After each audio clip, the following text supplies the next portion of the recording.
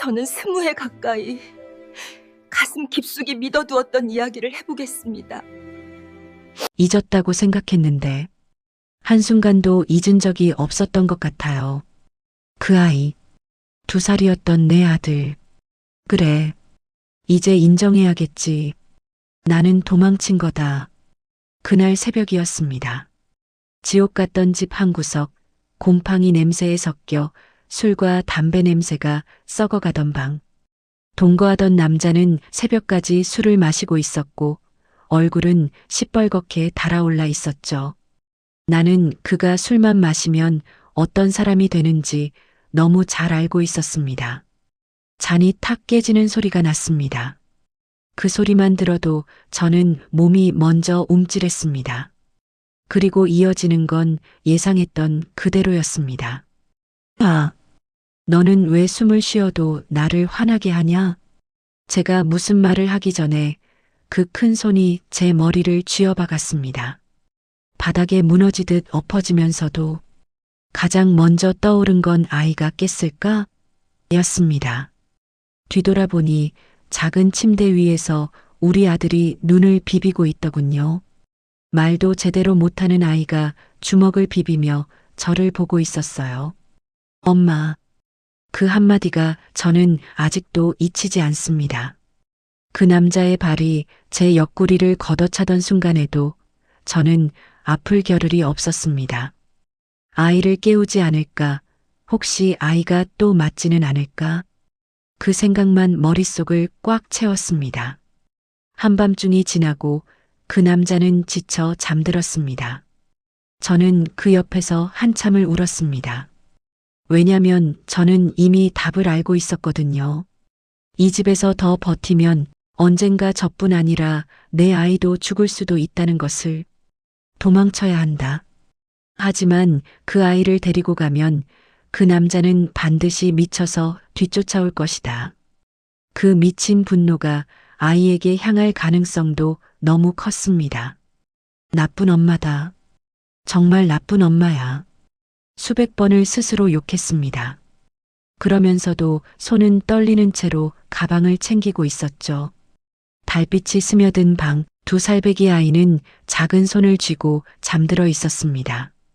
제가 마지막으로 한 행동은 그 손을 조심스럽게 쓰다듬는 것이었어요. 미안해. 아가야. 미안해. 아이의 손이 제 손가락을 잠시 쥐더군요. 저는 그 순간 무너져 내렸습니다. 이 손을 두고 간다는 게 사람으로서 할 수 있는 행동인지조차 모르겠더군요. 그래도 저는 그래야만 살 수 있었습니다. 그래야 아이도 그 남자의 괴물 같은 분노에서 당분간이라도 벗어날 수 있을 거라 믿었습니다. 문을 조용히 닫고 나올 때 제 심장은 찢어진 천처럼 너덜거리며 울었습니다. 나는 그렇게 아직 말도 제대로 못하는 2살 아이를 두고 그 지옥 같은 집을 뛰쳐나왔습니다.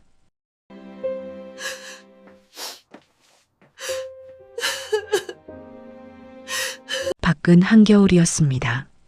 찬 공기가 얼굴을 때렸지만 그보다 더 차가운 건 제 죄책감이었죠. 나는 이제 어디로 가야 하지? 눈물이 멈추질 않았어요.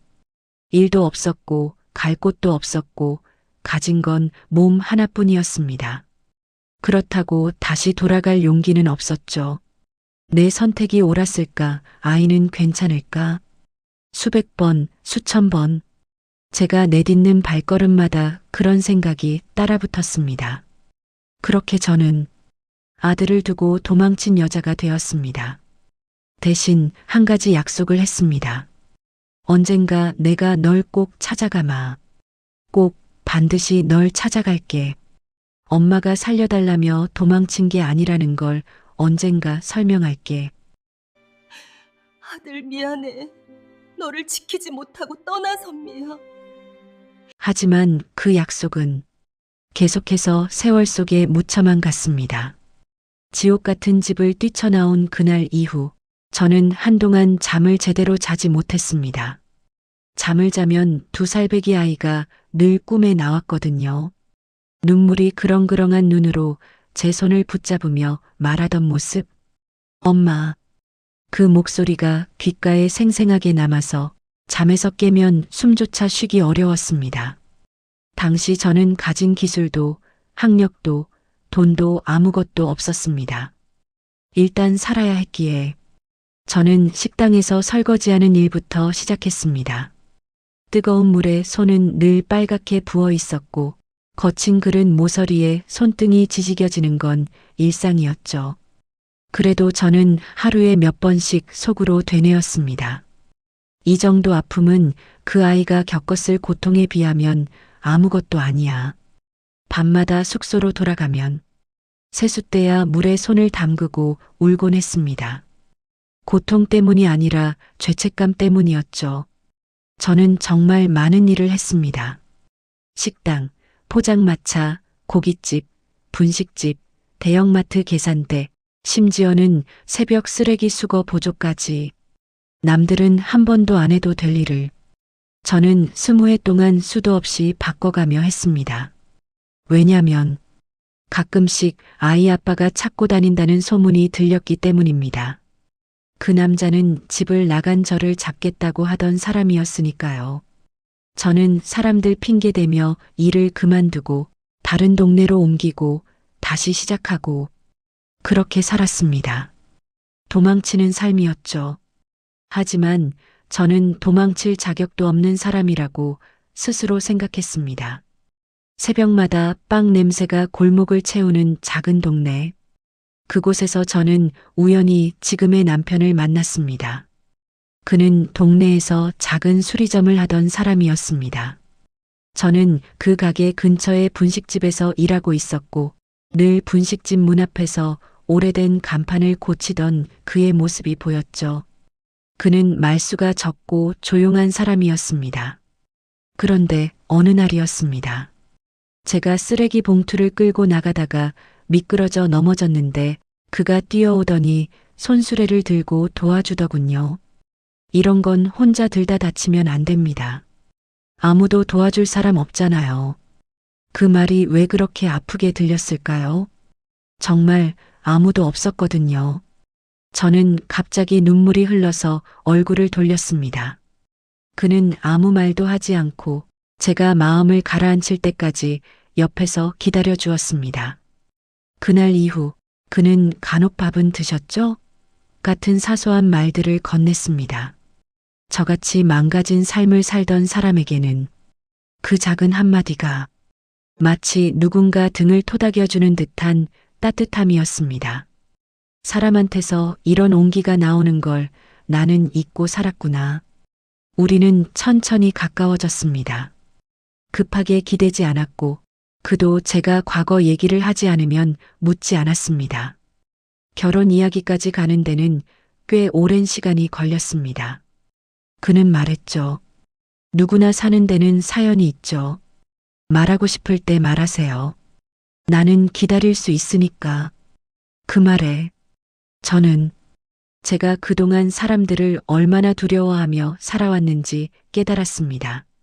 결혼 후 우리는 작은 전셋집에서 살기 시작했습니다. 부족해도 행복했습니다. 남편은 묵묵하지만 따뜻했고 저는 처음으로 편안한 밤을 배웠습니다. 그는 작은 선물도 자주 줬습니다. 손으로 깎은 나무 조각 인형, 고장난 반지를 녹여 만든 작은 펜던트. 당신도 소중한 사람이라는 걸 잊지 마요. 그 말에 저는 자꾸만 울었습니다.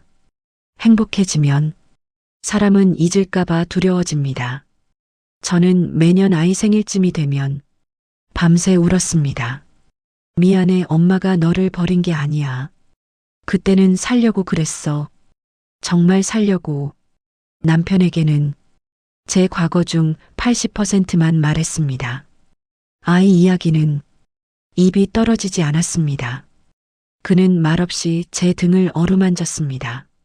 말하지 않아도 돼. 당신이 울면 그 이유는 나중에 말해도 되니까. 하지만 저는 매일 밤 기도했습니다. 그 아이가 잘 자라고 있기를. 나 같은 여자 때문에 망가지지 않기를. 20년 동안 저는 그 마음으로 살았습니다. 20회의 세월이 흘렀습니다. 저는 어느덧 남편과 소소한 일상 속에서 반찬 걱정을 하고 늦은 시간에 버스가 끊길까 걱정하는 평범한 삶을 살고 있었죠. 그러던 어느 날, 집 앞에서 낯선 청년이 저를 보고 서 있었습니다.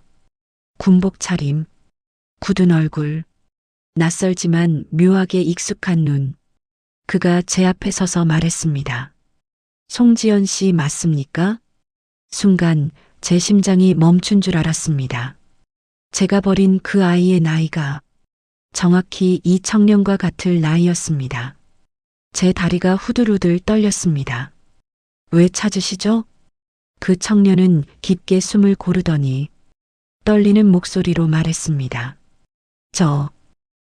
저를 모르시겠어요? 그 질문을 받는 순간 나는 무너져 내렸다. 그 청년이 제 앞에서 턱을 굳게 다물고 말하기 어려운 단어를 짜내듯 뱉었습니다. 저의 어머니죠? 그 말을 듣는 순간 저는 그대로 주저앉을 뻔했습니다. 세상이 갑자기 조용해지고 공기가 귀를 막은 듯 사라졌습니다. 눈앞의 사람 말고는 아무것도 보이지 않았습니다. 그 청년의 눈, 그 눈이 너무 익숙했습니다. 2살짜리 아이가 울며 저를 찾던 그때의 눈, 그 눈이 그대로 커서 제 앞에 서 있었습니다. 아니야, 내가 어떻게 해. 저는 손을 허공에 떠밀며 뒷걸음쳤습니다. 아니야, 잘못 봤을 거야, 나는 그런 자격 없어. 말도 되지 않는 말을 중얼거리며 저는 울음이 터져 얼굴을 막아버렸습니다. 그 청년은 한 발짝 다가오더니 마치 오래 준비한 듯한 목소리로 말했습니다. 수소문에서 찾았습니다.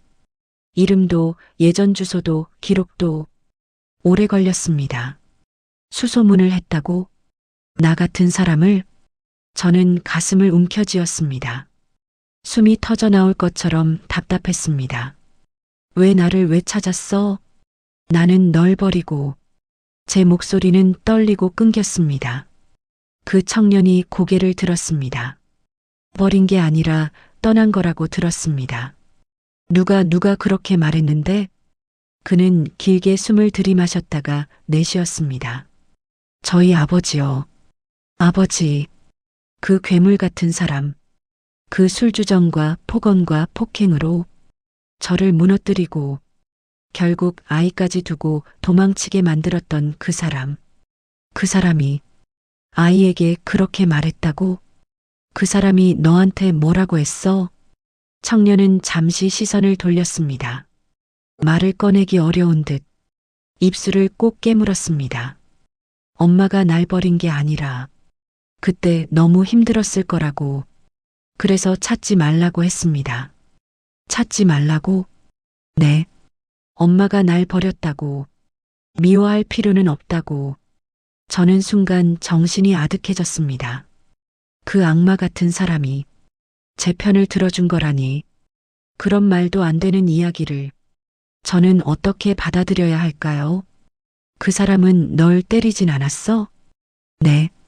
제가 아주 어릴 때는 술을 많이 드셨다는데 제가 기억하는 건 그냥 말없는 사람뿐이었어요. 말없는 사람. 그가? 청년은 조용히 말을 이어갔습니다. 저를 많이 힘들게 하지는 않았습니다. 그냥 외로운 사람 같았어요. 저는 눈물이 뜨겁게 고여 시야를 흐렸습니다. 그 남자는 저를 그렇게 때리고 괴롭히던 그 남자는 아이 앞에서는 버텼던 걸까요? 아니면 제가 떠난 뒤에 비로소 무너졌던 걸까요? 그 어떤 답도 제게는 더 큰 고통이었습니다. 아이는 말했습니다. 사실은 어머니를 찾은 이유가 저는 숨을 삼켰습니다. 미워하려고 왔습니다. 그 말은 칼처럼 날카롭게 제 가슴을 찔렀습니다. 그래, 당연하지. 저라면 나였어도 그랬을 거야. 그래. 미워해도 돼. 아니, 당연히 미워해야 맞아. 나는 버리고 도망쳤고 제 입술이 떨렸습니다. 너한테 무슨 얼굴로 엄마라고 불려. 그러자 그 청년이 갑자기 제 말에 끼어들었습니다. 그런데 막상 만나보니까 그가 제 얼굴을 천천히 바라봤습니다. 눈가가 약간 붉어져 있었습니다. 미워하는 게 잘 안 됩니다. 왜? 그냥 마음이 이상하게 그렇습니다. 그 말에 저는 주저앉아 버렸습니다. 바닥에 무릎을 꿇고 두 손으로 얼굴을 가린 채 목 놓아 울었습니다. 미안해. 정말 미안해. 엄마가 너한테 무슨 죄를 지었는지 알면서도 도망쳤어. 눈물이 떨어져 제 무릎 위에 작은 동그라미를 만들었습니다. 그러자 제 손등 위에 조심스럽게 어떤 온기가 닿았습니다. 아이는 제 손등을 잡고 있었습니다.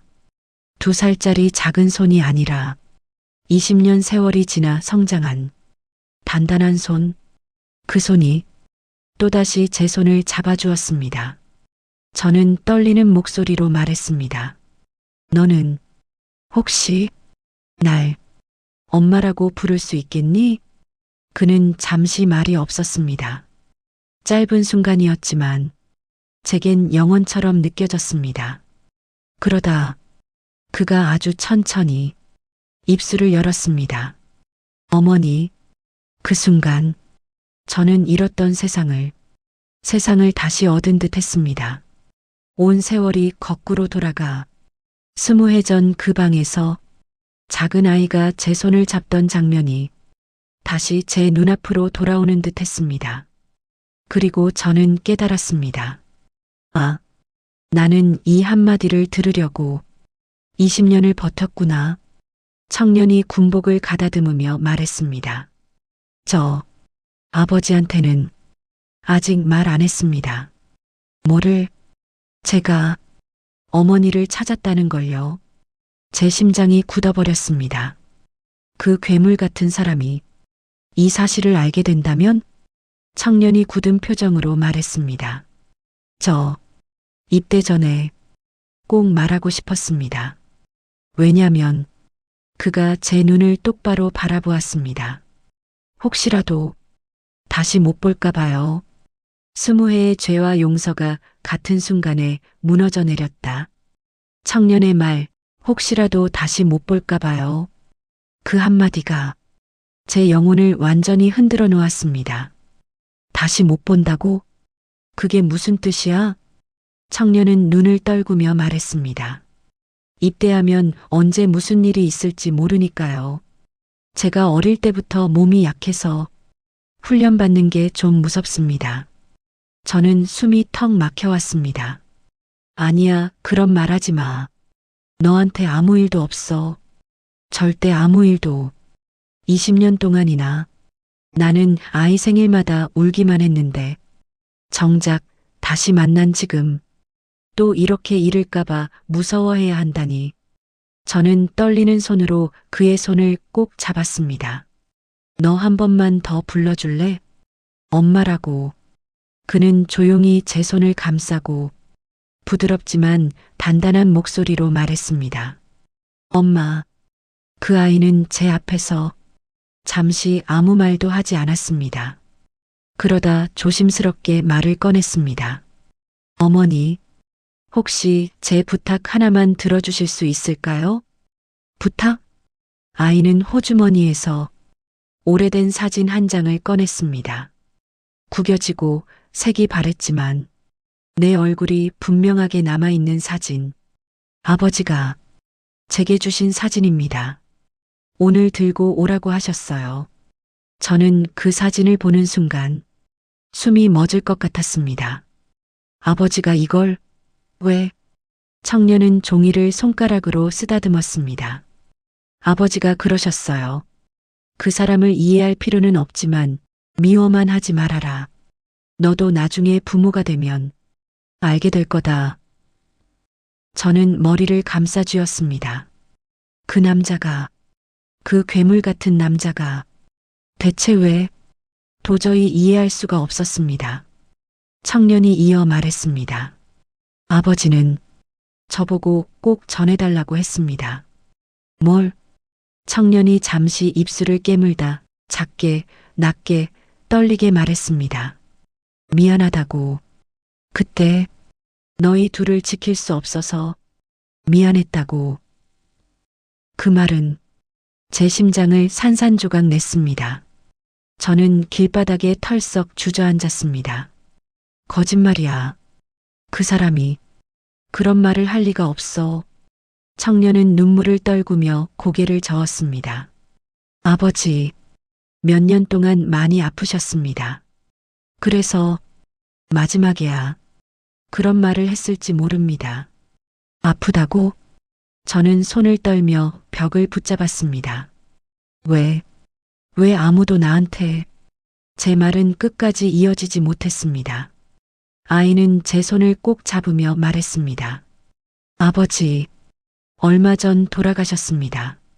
그 남자가 죽었다는 사실이 아니라 그 사실을 아이가 아닌 저만 모르고 있었다는 게 더 큰 상처였습니다.